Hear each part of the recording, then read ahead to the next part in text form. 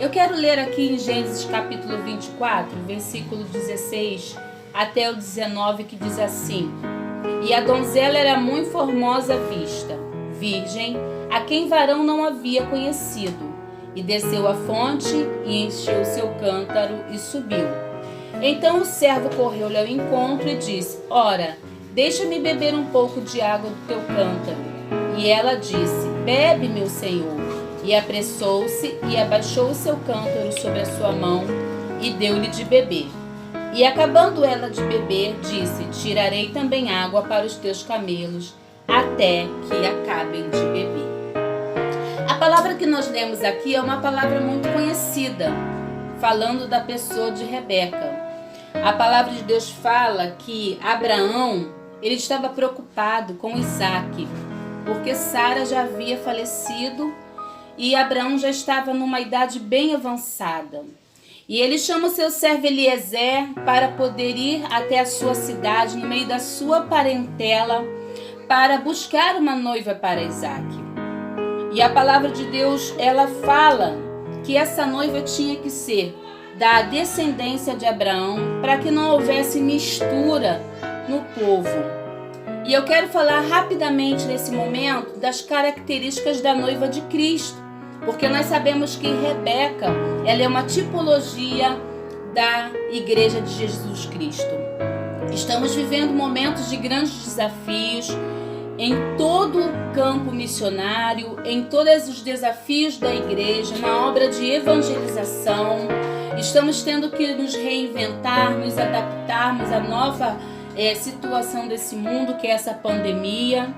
E nós sabemos da nossa responsabilidade enquanto igreja a assumir o papel em continuar divulgando o Evangelho de Jesus Cristo nessa época tão desafiadora.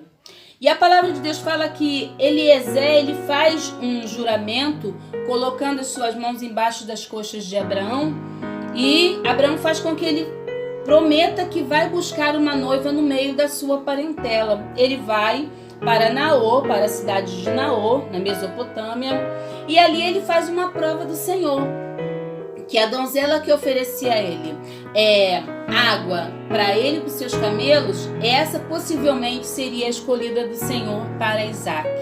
Deus, ele tem um plano na história, e nenhum dos planos de Deus, diz a Bíblia Sagrada, podem ser frustrados. Deus está de olho em tudo, ele tem o controle de tudo. E aqui na vida de Isaque também, Deus tinha algo especial para Isaque, porque era a promessa de Deus que deveria se cumprir na vida do seu povo continuamente, na descendência também de Isaque, junto a Abraão, seu pai. A Bíblia fala que quando Eliezer para ali, ele vê as donzelas saindo para pegar água. E a Bíblia diz no versículo 16: E a donzela era muito formosa à vista, virgem, varão não havia conhecido, e ela desceu à fonte, encheu seu cântaro e subiu. A Bíblia diz que ele pede água e ela confirma o seu voto, confirma a sua prova de que ela não somente deu água para o Eliezer, o mordomo de Abraão, mas também para todos os seus camelos, todos que estavam ali com ele. Eu separei algumas características aqui da igreja missionária. A igreja de Deus, ela tem o seu cântaro cheio. Não importa as adversidades, não importa o tempo, o cântaro da igreja precisa estar cheio. A Bíblia fala que ela encheu o seu cântaro e deu também para os camelos. Ou seja, a igreja de Jesus Cristo tem água para saciar a sede. A palavra de Deus diz também que reporta uma Rebeca atenciosa, amorosa, obediente. A Rebeca tinha um pai. A noiva de Jesus Cristo, a igreja, tem um pai celestial que cuida dela. É obediente, precisa ser obediente à sua palavra, estar disponível. Porque a Rebeca poderia muito bem dizer: não, eu não tenho água, eu não posso te dar água. Mas o coração de Rebeca está disponível para fazer o bem. A igreja de Cristo nesse momento tem que estar disponível. mesmo que estejamos em casa, mesmo que a ordem governamental seja fique em casa, mas nós temos as nossas redes sociais, nós temos os nossos telefones, nós podemos alcançar as pessoas com uma ajuda, com uma bolsa de alimento, com um socorro, com uma palavra amiga, com um áudio de oração. Nós não podemos ficar parados. A igreja do Senhor precisa continuar agindo em compaixão. E o que é compaixão? Compaixão é você olhar para o sofrimento do outro e ajudar no momento mais necessário, mais oportuno, que é agora e sempre foi. A fonte representa a nossa intimidade com Deus. Nós não vamos perder a nossa intimidade com Deus no meio dos desafios. Porque nós somos igreja, nós somos diferentes, nós temos o Espírito Santo que nos ajuda, que nos orienta, nós temos a água da vida que nos sacia.